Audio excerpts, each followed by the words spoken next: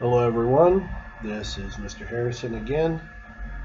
This video is for my Algebra Half students. We're going to be doing lesson 70.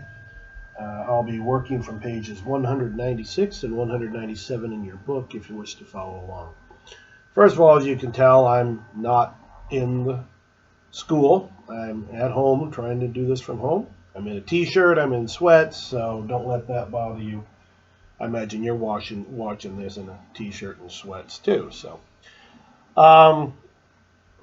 several of you I haven't heard back from on any of your homework, so make sure you watch these videos and work on the work and get it back to me. Contact me by email or text if you'd like.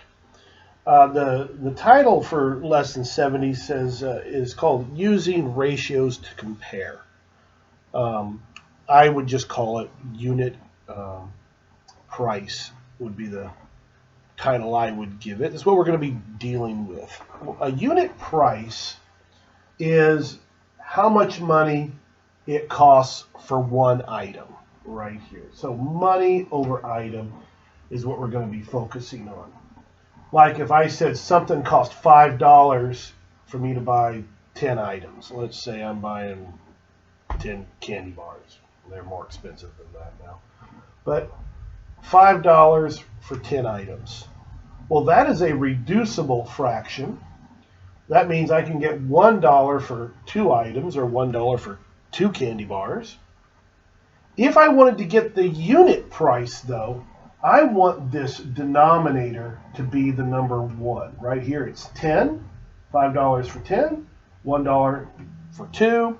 If I divide both of these by 2 again, $1 split into 2 gives me 50 cents. I have to go from dollars to cents now. It's 50 cents per item or 50 cents per candy bar, if that's what I'm talking about. All right, so that is a unit price. I'm looking at the very first example at the bottom of page 196. It says if 20 pounds of beans sold for $1.20, what was the price per pound of the beans? What was the unit price? The price for 1 pound. They've given us 20 pounds for $1.20. We know that we can always flip these ratios if that's what we need to do. In this case, I could have said it was $1.20 for 20 pounds. All right. So I want, for a unit price, I want to have money on top and the number of items on bottom. Right now we're dealing with pounds. I'm going to change this $1.20 into just 120 cents over 20 pounds. And now I can reduce that better. I know my zeros cancel. That means that it's 12 cents for 2 pounds, or my unit price is 6 cents for 1 pound. Now, as I said earlier, that could be flipped over. That could be 1 pound for 6 cents. If you're going to do it as a unit price, it's money over the amount. Okay? That's all there is to example 1. They wanted to know the unit price, how much for 1 pound. If you look at the top of page 197, they give you another one. It says the big can held 16 ounces and cost 80 cents. I'm going to write it down as it says. 16 ounces for 80 cents. And this is the big one. Then it says the small can held 12 ounces and cost 72 cents. 12 ounces for 72 cents.